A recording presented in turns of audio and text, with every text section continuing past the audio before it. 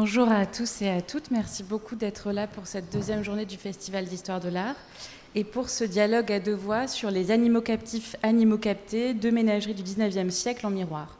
Je vais présenter brièvement les deux intervenants avant de leur laisser la parole pour 40 minutes et qui seront suivis d'un temps de questions de 10 minutes. Donc n'hésitez pas à préparer vos questions. Julien Brault est conservateur en chef des bibliothèques, chef du service de la conservation et des magasins de la bibliothèque de l'INHA. Il a auparavant travaillé au Muséum d'histoire naturelle et à la BNF. Il prépare une thèse sur l'architecte Charles Raux de Fleury, qui a été l'architecte du muséum et donc aussi de la ménagerie. Marie-Charlotte Lamy est doctorante à l'Université de Lausanne et à l'Université de Montréal, sous la direction d'Ercy Contogouris et de Christian Michel. Elle prépare une thèse sur la peinture zoologique de la France post-révolutionnaire. Je leur laisse la parole.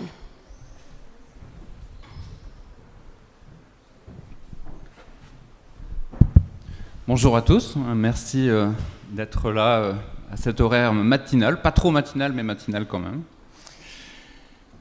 Donc on avait effectivement choisi, Marie-Charlotte et moi, une formule, animaux captifs, animaux captés, mais qui est un petit peu davantage qu'une formule en fait, puisque en fait dans le contexte naturaliste, il renvoie à deux actions successives de nature synégétique et picturale.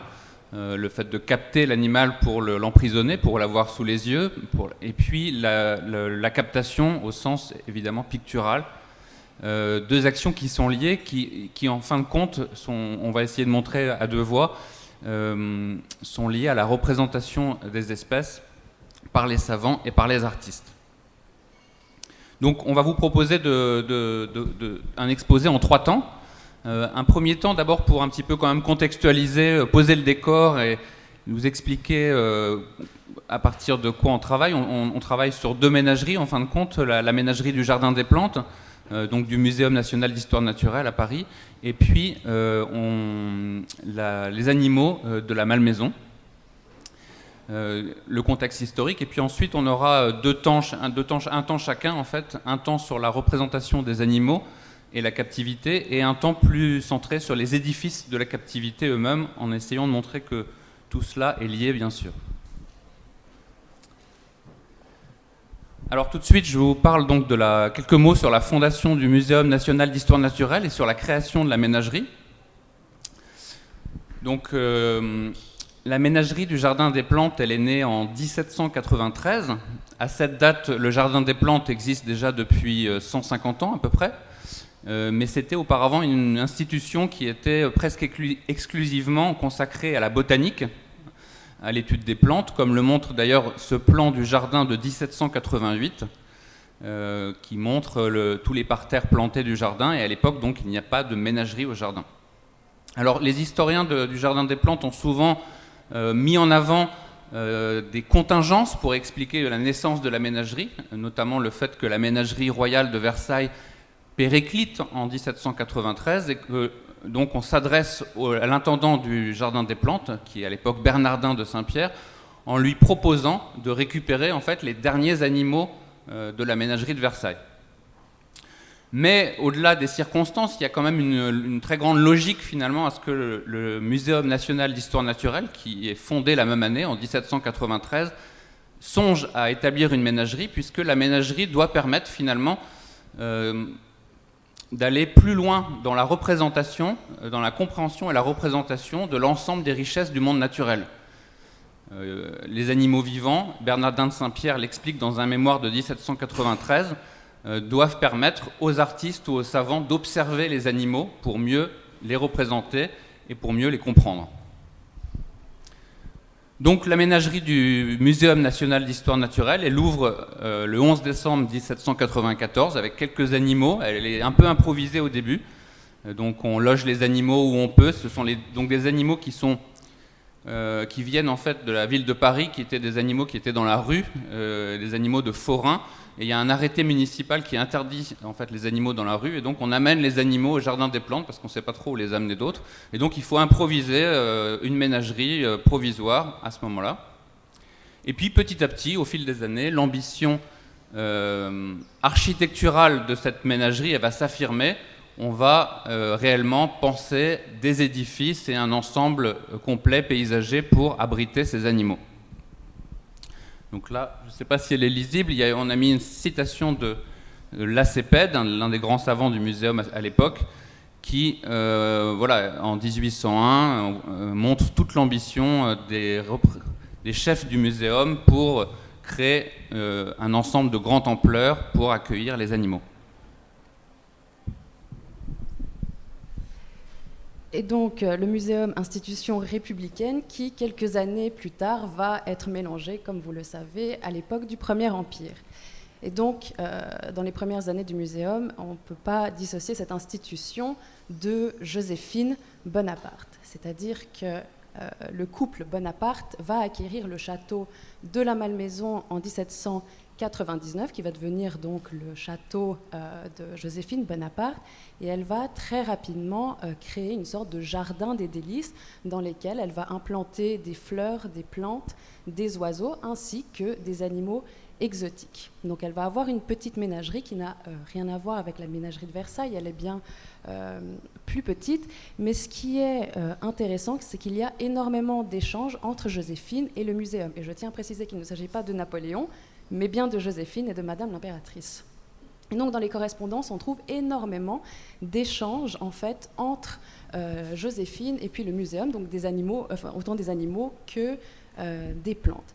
Mais surtout, Joséphine va avoir son rôle à jouer dans ce développement de l'histoire naturelle français, notamment grâce à sa notoriété de femme de pouvoir qui va bénéficier des trophées, si on veut, ramener des conquêtes napoléoniennes.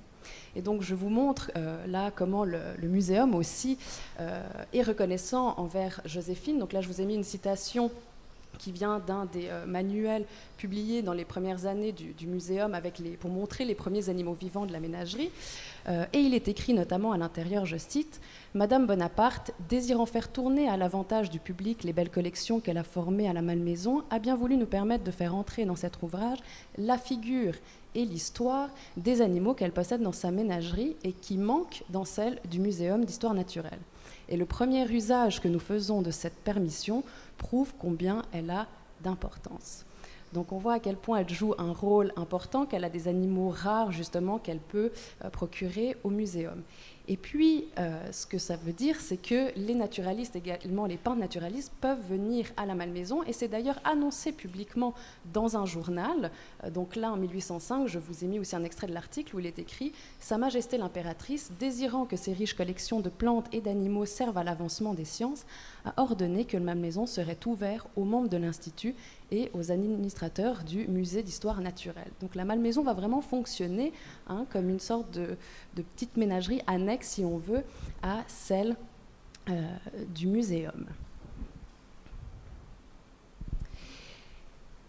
Et puis également, il y a une différence, comme on va voir, dans la conception du jardin et de la ménagerie. Et donc le jardin de la Malmaison va permettre aux animaux de plus s'épanouir, parce que Joséphine a désiré faire un jardin à l'anglaise. Et très souvent, on trouve dans les sources que la plupart des animaux se promènent librement dans le parc, sans enclos.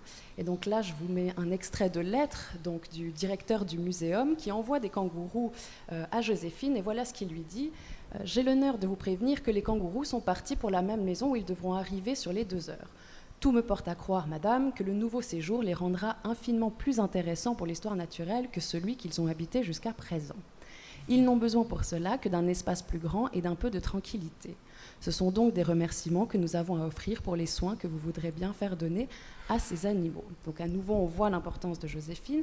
Et puis surtout, il y a toujours dans cette idée, donc au tout début de la création de la ménagerie du muséum, de vouloir faire de grands espaces pour les animaux, une sorte de recréation de leur habitat naturel, parce que c'est ainsi qu'on pourra mieux voir leur comportement si on arrive à recréer leur habitat naturel. Mais voilà, il y a plusieurs, comme on verra, projets architecturaux qui changent, des animaux qui ne vont pas être dans les bons enclos, etc., être dans des enclos restreints, alors que Joséphine a justement ce vaste espace dans lequel, soi-disant, les animaux peuvent s'épanouir. Alors, il y a également un parallèle à faire entre les aménagements paysagers au Jardin des Plantes et ceux de la Malmaison, puisque les 2 espaces qui accueillent les animaux sont organisés selon le système du jardin à l'anglaise. donc un système de parcs avec au centre de ces parcs des petites fabriques, dans la grande tradition du jardin anglais du XVIIIe siècle. Et là, nous vous avons mis en parallèle deux gravures, l'une donc de la Malmaison et l'autre du Jardin des Plantes, qui montrent vraiment des similitudes dans l'aménagement de ces parcs, avec l'utilisation notamment de treillis en bois pour délimiter les parcs, et puis ces petites fabriques au centre, avec l'idée donc qu'on déambule dans des grandes allées qui permettent de faire le tour de ces parcs et d'avoir un point de vue qui change, qui est varié. Il y a aussi du relief dans les deux cas, puisqu'au Jardin des Plantes, il y a une partie qui est plane, mais la partie dans laquelle on va installer la ménagerie est une partie qui a du relief. Et du coup, l'aménagement paysager fait qu'on va appeler cette partie du Jardin des Plantes la vallée suisse.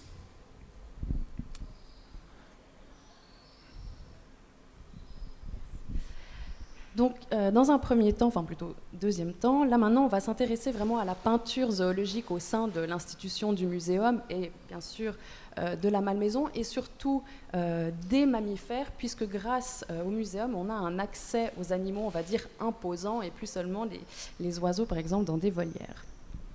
Donc on va voir comment en fait ce genre pictural se met en place, mais surtout quel statut atteint l'image de cette peinture zoologique, comment elle est utilisée, comment elle fonctionne, comment elle est reléguée, diffusée, et également quel statut acquiert finalement l'animal qui va un peu osciller justement entre un objet d'étude et un sujet, puisqu'on a quand même affaire à un vivant animé.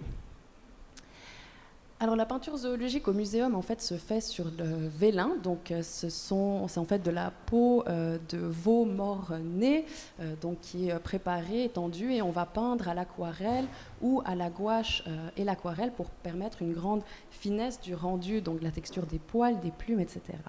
Et en fait le vélin est utilisé pour l'histoire naturelle déjà au XVIIe siècle. Il y a une collection qui est formée par le duc d'Orléans en 1630, il s'agit surtout donc de plantes, et c'est une collection qui va être donnée donc à Louis XIV dans les années 1660, puis finalement cette collection sera transférée au muséum en 1793, et c'est une collection qui a continué à s'agrandir et qui existe toujours aujourd'hui, où il y a 7000 ou 8000 vélins, je crois, de conservés. Et au muséum, donc, il y aura la création d'un catalogue. Et à ce moment-là, le nombre va aussi considérablement croître de vélins et surtout des mammifères, puisqu'on a justement cet accès à l'animal vivant. Également, un cours d'iconographie va se mettre en place au muséum. Donc on trouve autant la botanique que les vertébrés, les reptiles, les poissons, les coquillages. Et à ce moment-là, le muséum va véritablement s'imposer en termes de peinture d'histoire naturelle en Europe.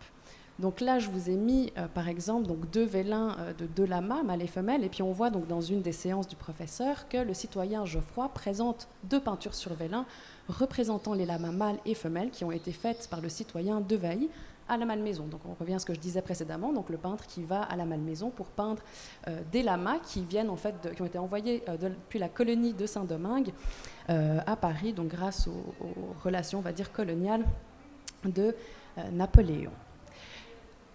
Mais finalement, ces objets restent des objets très précieux qui ne sont pas véritablement utilisés. Et là où ils vont avoir une fonction, ce sont dans les manuels, c'est-à-dire que l'on va les graver qui figurent dans des publications. Donc il y a différentes publications. Il y a celui des Annales, qui est un périodique en fait du muséum qui a une diffusion donc, dans l'Europe.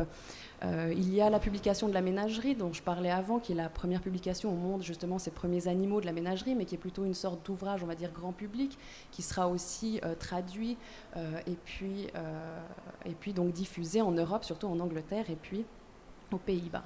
Puis finalement, dans les manuels donc d'histoire naturelle, notamment celui qui va être publié donc en 1824 par Cuvier.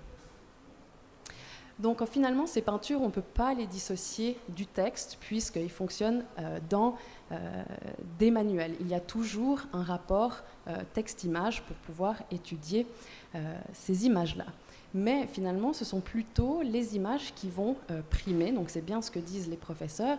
Et d'ailleurs, à chaque fois, dans la première page des manuels, on va voir qu'il est tout le temps souligné que les peintures sont faites justement avec des animaux vivants qui sont bien présents à la ménagerie et qui ont été faits, ça c'est très important, d'après nature. Donc vraiment pour montrer que ce qu'on montre dans le manuel, c'est vrai, puisqu'on a vu l'animal vivant devant nous et on l'a dépeint. Après, la question qui se pose, c'est y a-t-il une iconographie propre à cette peinture un peu du muséum? Alors il y a au tout début 3 artistes surtout qui se distinguent. Il y a Nicolas Maréchal, Pierre-François Devailly qu'on a vu avec les lamas, et puis également Nicolas Huet. Et Nicolas Maréchal, donc c'est celui qui va vraiment faire les premières peintures, donc juste avant 1800, il va mourir en fait en 1802. Et lui, c'est assez drôle, on va dire, parce qu'il n'y a pas encore d'iconographie, on va dire, propre, et il met tout le temps les animaux en scène. Donc là, je vous ai mis 2 exemples de sarigue, en fait, d'opossum. Donc on peut voir, par exemple, à gauche, la maman sarigue, qui met vite ses petits dans sa poche parce que, je ne sais pas si vous voyez, tout au fond, il y a un fauve qui s'apprête en fait à venir manger les petits sarigues. Et puis pareil dans la deuxième que j'aime vraiment beaucoup, donc vous savez que souvent les opossums portent les bébés là sur le dos, mais là on peut voir aussi un peu l'imagination du peintre où les petits en fait enroulent leur queue autour de la queue de la maman, un peu comme s'ils prenaient comme ça l'autobus, ce qui n'est absolument pas le cas. Mais en fait, après cela, il y a vraiment une iconographie qui va s'installer et qui est d'ailleurs écrite dans le manuel d'histoire naturelle, publié en 1824. Donc je vous lis. Nos dessins représentent chaque animal dans une attitude simple et toujours de profil, parce que c'est dans ce mouvement qu'on peut le mieux saisir l'ensemble des formes et la physionomie. Et nous aurons soin de donner une figure de face toutes les fois qu'il sera nécessaire de voir ainsi les animaux pour les mieux juger. Et en effet, après Nicolas Maréchal, on va souvent trouver donc, ces peintures avec 2 profils et de temps en temps une petite incrustation subtile de la face vraiment de l'animal pour bien l'étudier. Là, j'aime bien l'exemple du lama parce que de temps en temps, on va trouver des petits détails en plus incrustés dans l'image, comme par exemple ici les pattes. Pourquoi les pattes? Parce que dans la description textuelle, et c'est là où le texte est important, il y a toute une partie justement sur les pattes qui permet de différencier l'espèce, notamment du chameau, donc, qui se distingue de ses 2 doigts avec des petits ongles.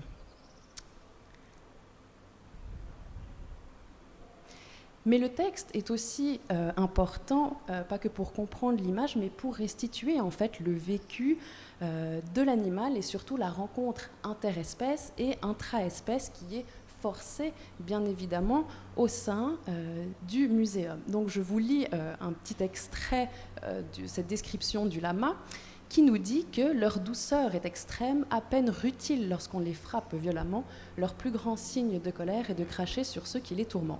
C'est aussi l'arme avec laquelle la femelle écarte le mâle quand elle n'est pas d'humeur à céder à ses désirs.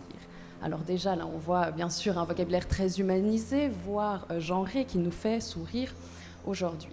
Mais il y a donc déjà une interaction interespèce entre l'humain et le lama. On voit qu'il va essayer de le frapper pour voir comment il réagit. Le lama est plutôt sympa, il ne fait rien. Et puis aussi intraespèce, c'est-à-dire qu'on va forcer le mâle et la femelle à être ensemble dans un enclos. Pourquoi? Pour se reproduire. Parce qu'ils arrivent à se reproduire, ça veut dire qu'ils arrivent à s'acclimater en France. Donc ça n'a rien à voir finalement avec l'habitat naturel. Et Madame Lama est forcée à chaque fois de dire « Non Bertrand, pas ce soir, je suis fatiguée », ce qui n'arriverait pas évidemment dans l'habitat naturel. Donc là, comme on voit la fonction un peu de ces peintures, c'est aussi comment finalement est considérée cette image qui est aussi un peu entre une illustration scientifique, parce que c'est un objet d'étude, et un portrait. Mais évidemment, ce n'est pas un portrait, puisque le but, c'est de montrer un individu c'est de peindre un individu pour montrer toute l'espèce. Mais parler de portrait, c'est plutôt pour essayer, en tant qu'historienne de l'art, de comprendre le vécu de l'animal. C'est-à-dire que quand on est face à un portrait, on va toujours essayer de se questionner sur qui est cette personne, comment elle a été portraiturée, etc. Ce qui ne se fait pas toujours, on va dire, pour les animaux. Donc là, je vais juste vous montrer quelques petits exemples donc, qui sont en lien avec Joséphine. C'est intéressant parce qu'à chaque fois, on peut retracer justement avec les conquêtes de Napoléon ou autres. Et aussi de voir finalement quelles sources on a à disposition pour pouvoir restituer en fait le vécu de ces animaux. Donc on va aller de l'extraction de l'habitat naturel jusqu'à l'enclos du muséum où là ils vont être peints. Donc on commence en fait finalement par l'habitat naturel et en fait là c'est avec les récits de voyage des explorateurs qu'on peut comprendre comment ils capturent les animaux. Donc je vous mets l'exemple en fait de l'expédition de Nicolas Baudin qui a eu lieu entre 1800 et 1804. Qui a été bien évidemment chapeauté par Napoléon pour aller explorer des terres en Nouvelle-Hollande, donc l'actuelle Australie, jamais explorée par des Européens, bien sûr on s'entend.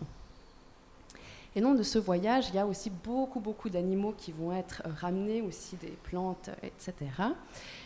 Et dans ce récit, et puis même juste les journaux des explorateurs, on peut voir donc cette rencontre. Et par exemple, on peut savoir qu'il y a 18 kangourous qui sont capturés à ce moment-là. Petite anecdote, un des kangourous essaye de s'échapper du bateau, donc pour dire que le kangourou n'est pas forcément d'accord de venir sur ce bateau, et puis que l'équipage va le ramener. Ces animaux vont voyager jusqu'à Paris et là on a les correspondances en fait du muséum qui vont récupérer les animaux et après les distribuer parce qu'une partie des animaux vont aller à la Malmaison et une autre partie au muséum. Donc il y a beaucoup de lettres qui nous renseignent sur leur arrivée et là on peut voir, je vous ai mis un extrait d'une lettre qui est aux archives, donc sont ramenés 23 animaux vivants et en parfaite santé et 16 tortues qu'il a été impossible de conserver vivantes ainsi que le kangourou géant. Et donc, en fait, ces fameux kangourous, au final, il y en a 0 qui arriveront à Paris parce qu'ils ont tous péri, en fait, sur le voyage, bien sûr, dans des conditions qu'on ose imaginer. Puis d'autres sources qui sont intéressantes, surtout pour le moment où les animaux sont à Paris, ce sont les journaux. Et là, je vais vous raconter l'histoire de l'orang-outan. Qui est donc arrivé à Paris et grâce à différents articles, on peut un peu reconstituer sa trajectoire. Donc dans ces articles, on nous dit qu'il a été envoyé par le général donc, Desquin, qui est gouverneur de l'Île-de-France, donc l'actuelle île Maurice, qui était bien sûr une colonie de la France avant.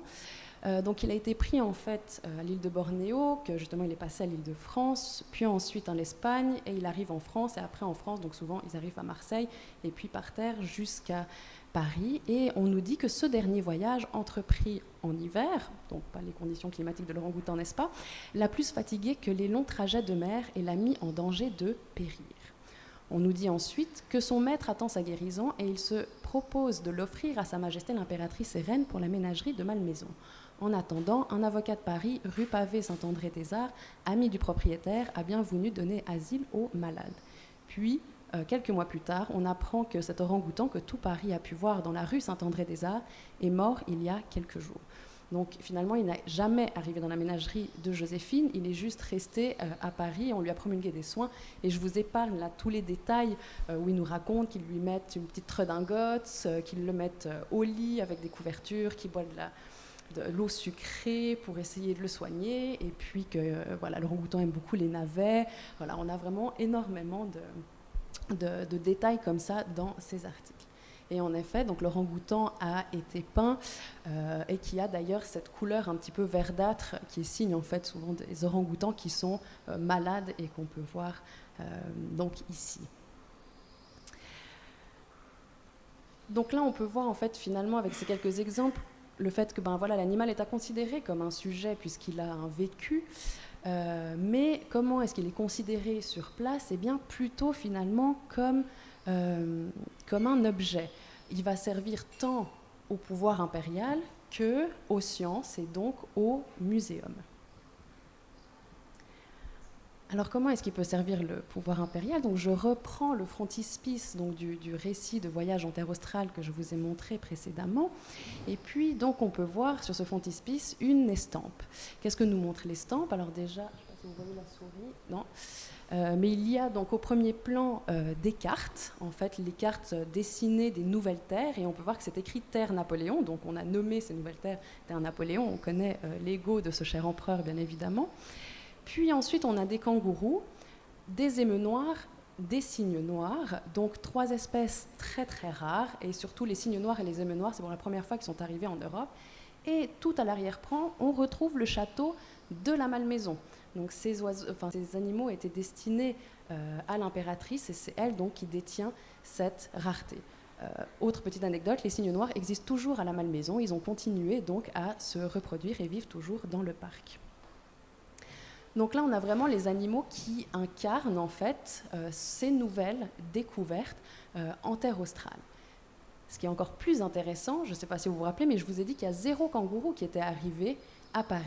Ce qui s'est passé en fait, parce qu'ils voulaient vraiment ces kangourous, c'est qu'un des professeurs a été en Angleterre, qui eux avaient des kangourous parce qu'ils avaient voyagé précédemment en Australie, et il a échangé des kangourous contre une lionne pour les ramener au muséum, qui ensuite ont été envoyés à Joséphine. Donc les kangourous présents ici ne sont même pas le résultat de l'expédition française. Les kangourous deviennent vraiment des objets comme ça, interchangeables, si on veut. Et puis, un dernier exemple pour vous montrer comment l'animal sert aussi aux sciences et pas qu'à l'Empire. Donc, je vous lis une lettre envoyée à l'impératrice de la part des professeurs qui dit « Madame, votre Majesté ayant bien voulu donner un zèbre femelle à la ménagerie du Muséum, nous avons désiré obtenir une espèce analogue en l'accouplant avec un bel âne de Toscane. Nos soins ont réussi et la femelle zèbre a mis bas il y a 6 mois. Le métis qu'elle a produit nous ayant paru curieux, nous l'avons fait peindre sur vélin par Monsieur de Vailly. Nous pensons que ce petit tableau sera agréable à votre Majesté. Nous avons l'honneur de lui offrir et nous nous flattons qu'elle daignera en accepter l'hommage. » En fait, Joséphine avait un zèbre femelle et que le muséum voulait s'approprier parce que c'est un animal très très rare. Joséphine a fini par céder. Donc là, on a vraiment les correspondances. Et puis le but, c'est de accoupler en fait une espèce sauvage avec une espèce domestique pour en faire une espèce un peu plus justement domestique, utile à l'homme et puis à la science. Et donc là, vous avez la représentation donc, de ce petit métis qui va être décrit dans le manuel d'histoire naturelle, où on va expliquer comment ils ont forcé l'accouplement, combien de temps dure la gestation, à quoi ressemble ce petit métis, et on va vraiment le qualifier de produit dans le manuel d'histoire naturelle. Donc c'est-à-dire que c'est une véritable... on fait des animaux de véritables expériences, et là on peut voir dans ce vélin une sorte de gratitude, un geste de la part des scientifiques qui offrent le résultat à Sa Majesté l'impératrice. Voilà, donc je reprends la main pour parler maintenant des édifices eux-mêmes de la ménagerie du Jardin des Plantes et montrer le lien avec justement la représentation aussi picturale à la fois des édifices et des animaux. Donc je repars de ce parallèle entre la Malmaison et puis le Jardin des Plantes avec 2 gravures à nouveau que je mets en parallèle où on voit à la fois la similitude de l'aménagement paysager, encore une fois le jardin anglais dont j'ai parlé tout à l'heure, mais également la similitude des fabriques qui sont installées dans ces 2 jardins. Alors les architectes qui ont été à l'origine donc, de ces fabriques renouvellent en quelque sorte un peu la tradition du jardin anglais, et notamment au Jardin des Plantes, l'architecte en chef du jardin à cette époque, qui s'appelle Molyneux, conçoit de manière assez originale des fabriques qui sont faits avec des matériaux rustiques, donc avec du chaume, avec du bois, et vous en avez un exemple ici à droite avec donc une fabrique au milieu d'un des parcs paysagers où il y avait aussi des oiseaux et des animaux. Le parallèle donc de ces fabriques, on le voit encore sur ces dessins ici. À gauche, vous avez la représentation d'un des pavillons du parc de Malmaison par l'architecte Louis-Hippolyte Lebas. Et puis à droite, vous avez par contre des projets d'architecture, donc de l'architecte Molyneux pour le Jardin des Plantes. Et vous voyez qu'il y a vraiment une grande parenté à cette époque entre les fabriques de ces 2 grands jardins. Alors ce sont aussi des édifices derrière l'aspect rustique et romantique qui sont imprégnés de l'architecture révolutionnaire, donc aux formes assez idéales. Souvent de plans strictement symétriques. Là, vous avez un exemple de fabrique vraiment au plan cruciforme, et puis une fabrique circulaire, la rotonde des animaux paisibles. Pourquoi ces formes ? Parce que comme on est dans un jardin anglais, qu'on doit pouvoir le sillonner par des promenades, il faut pouvoir avoir à peu près le même point de vue où qu'on se situe dans le jardin. Donc ce sont des édifices qui s'offrent au regard des promeneurs au gré des allées du jardin. Voici justement un plan intéressant qui n'a pas été commenté jusqu'à présent, qui est conservé au musée Carnavalet. En fait, c'est un plan d'achèvement de la ménagerie du Jardin des Plantes, donc fait sûrement au début du XIXe siècle. À cette époque, le Jardin des Plantes n'est pas entré en possession de l'ensemble de cet îlot, en fait, hein, il y a encore des terrains qui n'appartiennent pas au jardin qui se situent ici, dans ce carré ici. Et on voit que Molino, en fait, imagine effectivement disséminer dans l'ensemble de cette partie du jardin qu'on appelle la vallée suisse, ces petites fabriques dans des parcs paysagers. Et là, vous voyez bien le dessin des allées qui permettent de serpenter dans le jardin anglais. À côté de ces fabriques, vous avez encore d'autres types d'édifices pour les animaux qui sont des édifices déjà métalliques au début du XIXe siècle, qui ne sont pas forcément des édifices conçus par des architectes eux-mêmes, qui commencent à être produits en série, proposés par des serruriers, donc des gens qui sont spécialistes de la construction métallique. Et là, vous voyez dans des exemples de manuels des années 1820, des exemples de volières notamment en métal. Ce sont des édifices du coup qu'on voit moins matérialisés dans les plans à l'époque d'architecture, puisqu'ils ne sont pas considérés comme des édifices à part entière. Alors, ces édifices sont-ils pensés pour la captation, c'est-à-dire pour la peinture animalière ou pour le dessin? On a, peut-être vous connaissez ce genre d'image, on a une imagerie qui existe d'artistes qui se placent devant les cages des animaux à l'époque pour les peindre. Là, vous avez deux exemples avec à la fois des peintres à gauche et puis un sculpteur qui modèle d'après nature à droite. Ces photos finalement font penser que les artistes n'avaient pas une meilleure posture, une meilleure position que le public lambda. Or, quand on creuse et qu'on regarde différents projets qui ont existé au début du XIXe siècle, on trouve des hypothèses intéressantes. Là, vous avez un projet de loge pour les animaux féroces qui date du tout début du XIXe siècle et qui a été conçu par Étienne Geoffroy de Saint-Hilaire lui-même. Étienne Geoffroy de Saint-Hilaire, professeur au Muséum national d'histoire naturelle et responsable de la ménagerie.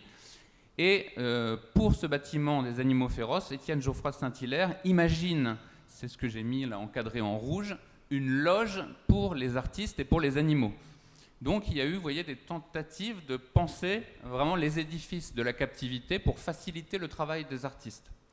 Alors qui sont ces artistes? Ce sont des artistes potentiellement qui viennent de l'extérieur, et on connaît des noms célèbres d'artistes au 19e, Barye, Delacroix, qui sont venus s'inspirer des animaux du Jardin des Plantes. Et puis ce sont les artistes que citait tout à l'heure Marie-Charlotte Lamy, c'est-à-dire ceux qui sont affectés par le Muséum national d'histoire naturelle pour dessiner, représenter les animaux sur la collection des Vélins et par extension dans les productions livresques de l'époque. Alors les édifices de la captivité, ils sont diversement représentés, je dirais, par contre, dans les dessins et les peintures des animaux. Dans la collection des Vélins elle-même, ils le sont très peu. Alors on a quand même à gauche cette image qui est célèbre de la lionne et de ses lionceaux en captivité, donc dans la ménagerie du Jardin des Plantes. On voit même sur le fronton de la porte en fait marqué Muséum national d'histoire naturelle. Mais voilà, le choix qui a été fait de représenter là la loge, qui n'est pas d'ailleurs très gratifiante pour l'édifice lui-même, c'était pas tellement de montrer l'édifice, c'est de montrer l'événement exceptionnel en lequel consiste la naissance des 3 lionceaux à la ménagerie du Jardin des Plantes.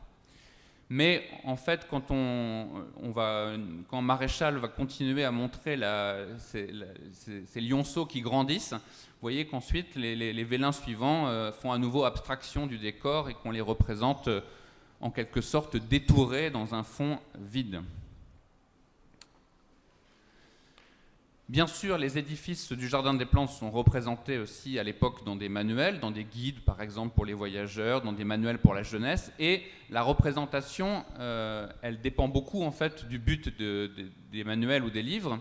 Là, je vous ai montré 2 exemples assez opposés, donc un recueil de la fin du XIXe siècle qui veut montrer justement les aménagements au Jardin des Plantes et les types de cages qu'on peut avoir pour les oiseaux, donc on voit très bien la cage pour les oiseaux, et le même type de fabrique en quelque sorte dans un livre de la période romantique, donc des années 1830-1840, édité par Curmer.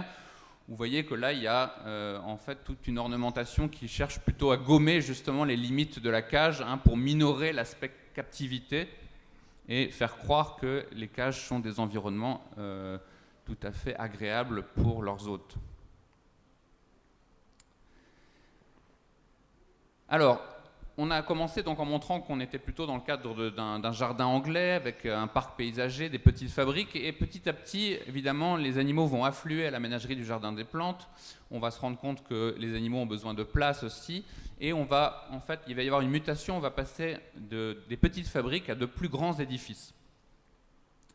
Alors là, vous avez un projet qui n'a pas été réalisé, un projet tout à fait intéressant du début du 19e siècle pour loger les animaux féroces.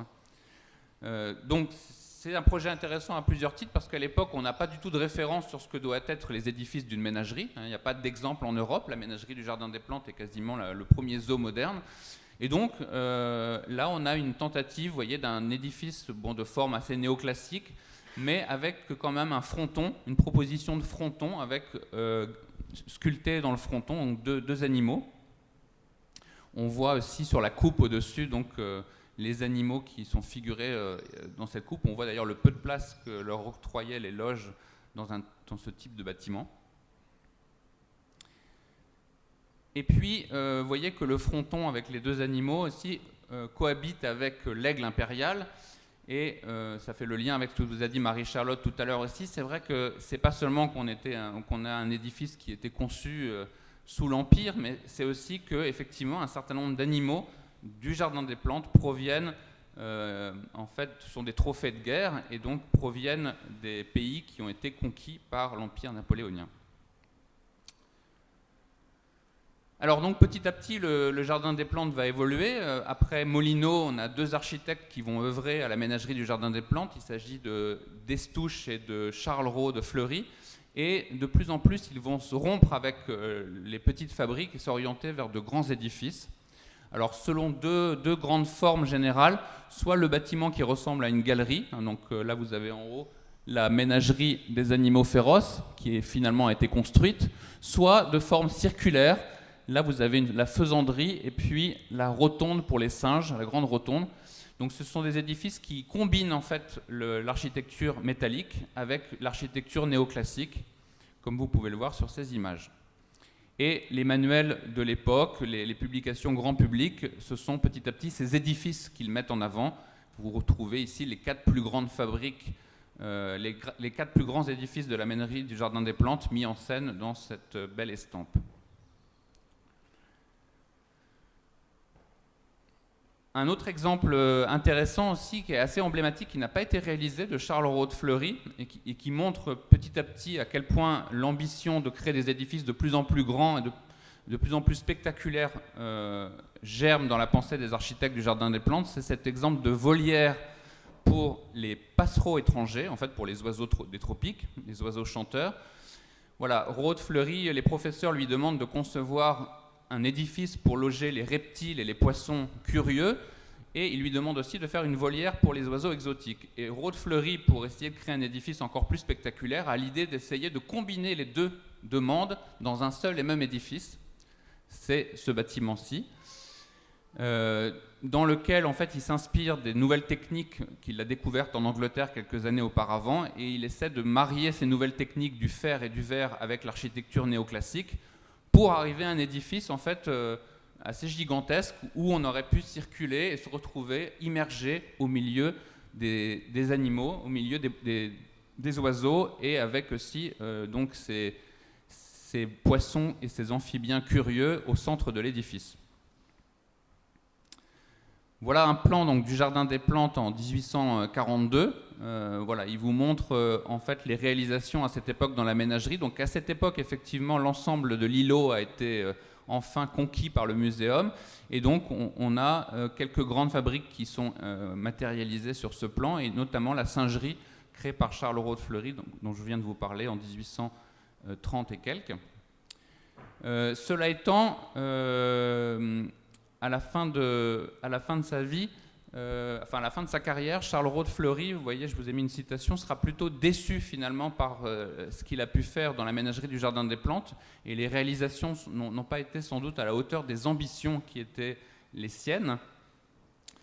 Notamment, vous voyez, il effectue une comparaison entre le jardin d'acclimatation qui existe depuis quelques années au Bois de Boulogne et celui du Jardin des Plantes, et il regrette de ne pas avoir pu faire aussi bien. Je passe un petit peu vite parce que je vois qu'on est un petit peu pris par le temps. Mais pourquoi n'a-t-il pas réussi tout à fait à construire les édifices qu'il souhaitait ? Il y a beaucoup de raisons, mais une des raisons, c'est que l'administration du muséum a souvent changé d'avis. Et là, il y en a quelques exemples, vous voyez, de projets faits par Charles Rode-Fleury. On voit que Rode-Fleury explique pourquoi le projet a été abandonné, et l'ironie pointe dans son propos. Là, c'était une fabrique qu'il avait conçue pour les insectes, et voilà, il explique c'est souvent le même schéma, c'est-à-dire que la demande a été formulée par un professeur.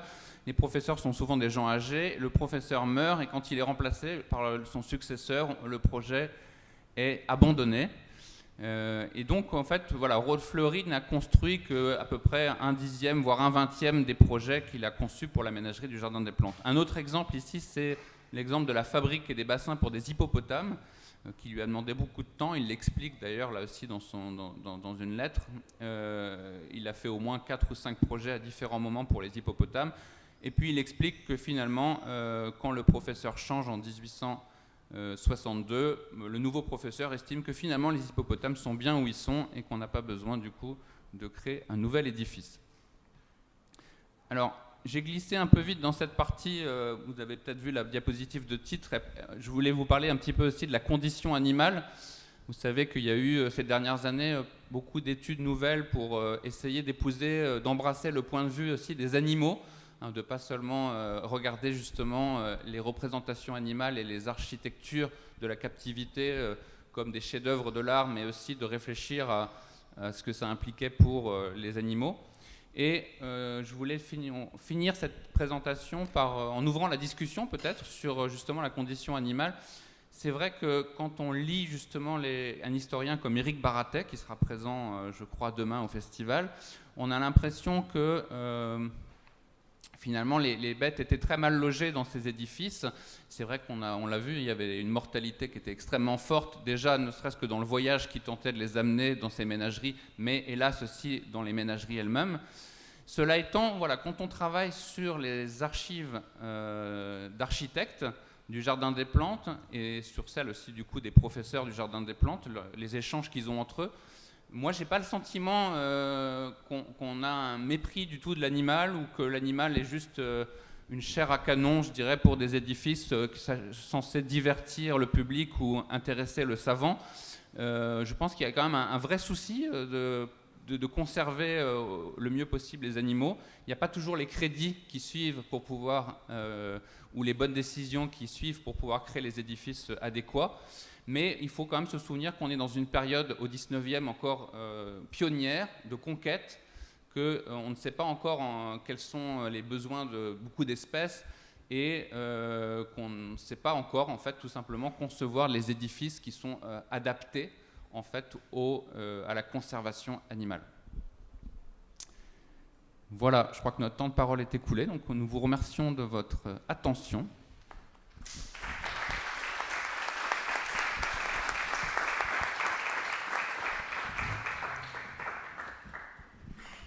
Merci beaucoup. Est-ce qu'il y a des questions ? Oui.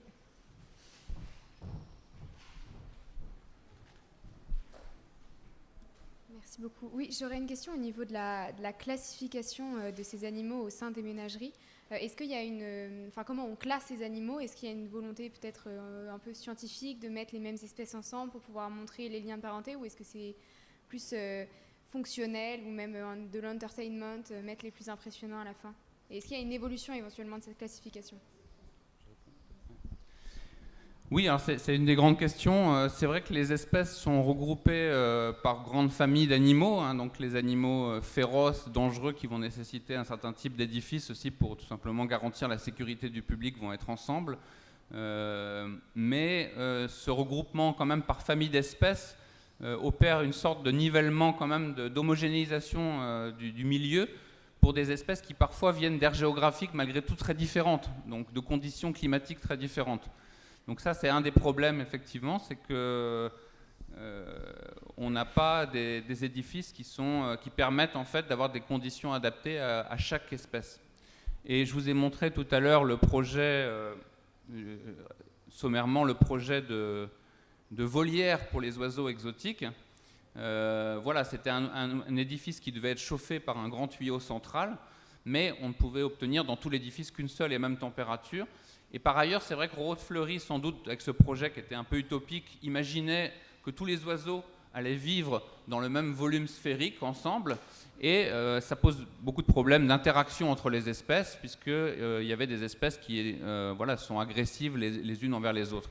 Et donc quelques années plus tard, sans doute après avoir aussi mieux travaillé avec les professeurs du Jardin des Plantes, avec aussi des spécialistes des oiseaux, il imaginera des projets plus raisonnables, où chaque espèce dispose d'un petit parc à lui, mais séparé des autres pour quand même éviter les interactions néfastes entre les espèces. Oui, puis comme tu as montré, il y a les projets vraiment, la maison des cerfs, etc. Puis on a pu voir avec la gravure des kangourous, là, quand il y avait la comparaison entre Malmaison et le muséum, les kangourous sont intégrés au parc des chèvres, en fait, juste pour question de place, finalement, là où ils pouvaient être maîtres et qu'il n'y ait pas de danger. Oui.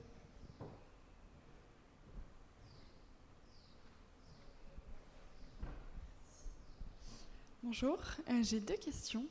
D'une part, quelle est la différence entre un zoo, une ménagerie et un muséum? Et puis d'autre part, de quand à quand peut-on situer l'essor du muséum d'histoire naturelle? Est-ce qu'on peut parler d'un déclin à partir d'une certaine date? Merci. Quelle est la différence entre un zoo, une ménagerie et un muséum? Donc c'est des termes qui n'apparaissent pas en même temps. Le muséum va bien au-delà d'une ménagerie, puisqu'en fait c'est un terme qui désigne... le muséum, en tout cas national d'histoire naturelle, regroupe l'ensemble des richesses du monde naturel.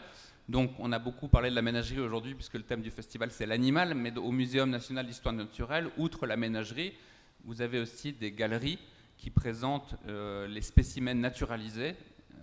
Donc le cabinet d'histoire naturelle, lui, il existe déjà depuis les origines du Jardin des Plantes, donc au XVIIe siècle.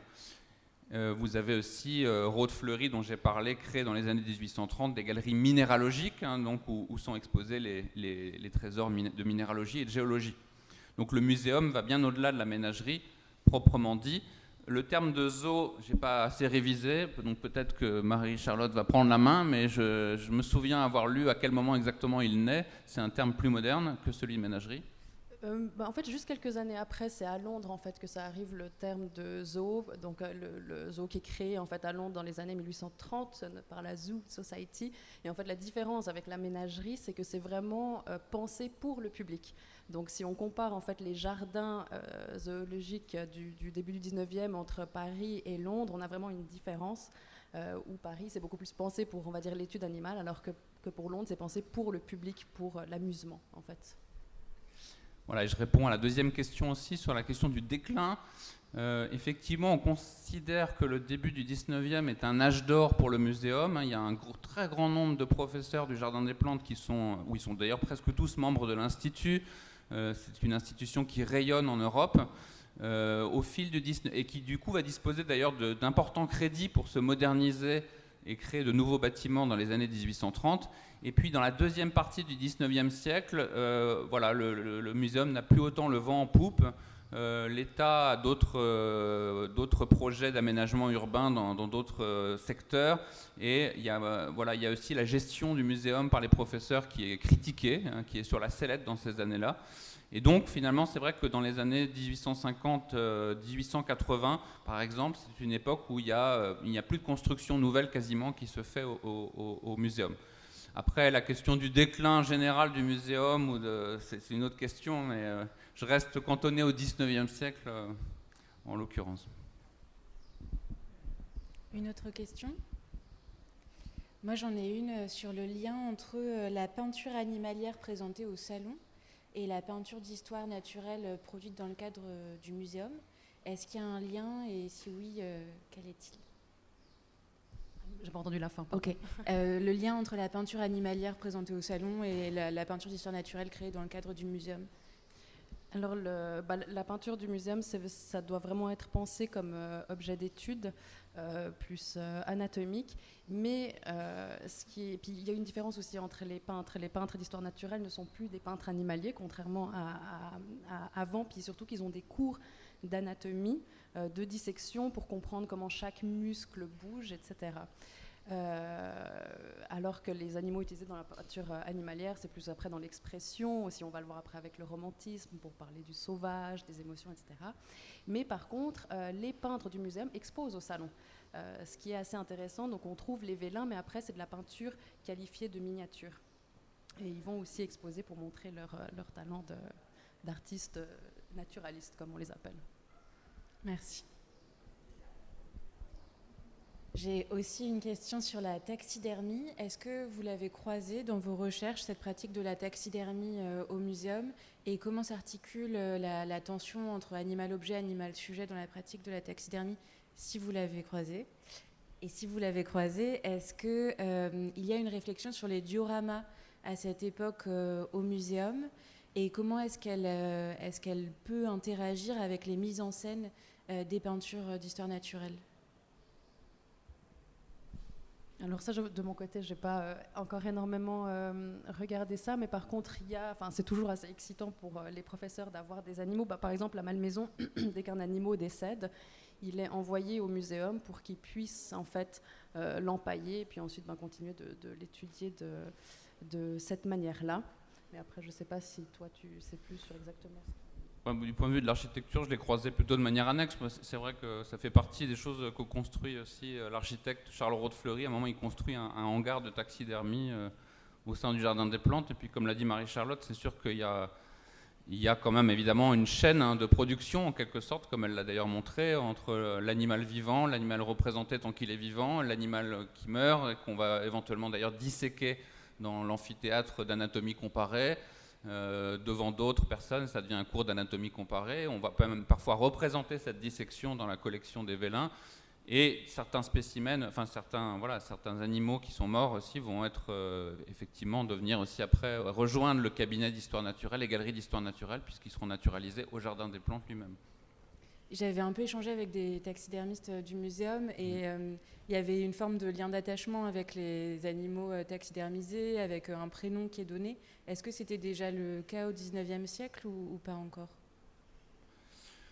On l'a vu un petit peu quand même aussi, on disait les animaux sont aussi des sujets, ils ont une histoire, donc oui, il y a des formes d'attachement, les manuels racontent des histoires sur certains animaux du Jardin des Plantes, y compris pour la jeunesse d'ailleurs, donc oui, je pense qu'il y a des formes d'attachement qui ne sont pas forcément les mêmes que celles qu'un professionnel taxidermiste a quand il travaille pendant plusieurs mois sur un animal qui, je sais, est un lien très fort effectivement qui s'établit à ce moment-là. Merci. Oui. Mais c'est vrai que contrairement à avant, où on a des noms comme la fameuse rhinocéros Clara, il n'y a pas de nom donné, en tout cas du moment où les animaux sont vivants. Mais après, quand ils sont en effet empaillés, je ne sais pas si les professeurs du muséum leur donnent des petits noms. Merci. Et j'ai une dernière question pour revenir sur l'ouverture avec le bien-être animal. Cette histoire de kangourous qui arrivent à la Malmaison et cette volonté de les mettre dans leur habitat naturel, est-ce que c'est aussi une volonté de soin, de prendre soin de ces kangourous? Et est-ce que ça s'inscrit un peu en réaction avec la tragédie des kangourous morts en route? C'est vrai que c'est une bonne question s'il y a cette volonté de dire, bon, nous on n'a pas réussi, peut-être qu'ils seront mieux à la Malmaison, ou peut-être qu'ils remarquent juste qu'au sein du muséum, ils ne sont pas très épanouis et que ça peut mieux aller à la Malmaison. Et surtout qu'à la Malmaison, en fait, il y a un intendant, l'intendant général de l'impératrice qui s'occupe des animaux. Et qui lui justement écrit régulièrement des lettres à l'impératrice pour lui donner l'état des différents animaux, et puis on voit qu'il a une sorte d'affection et qu'il en prend vraiment soin pour qu'ils soient bien dans de bons aménagements et autres. Merci beaucoup. Est-ce qu'il y a encore des questions? Très bien. Eh bien, s'il n'y a plus de questions, merci à vous deux.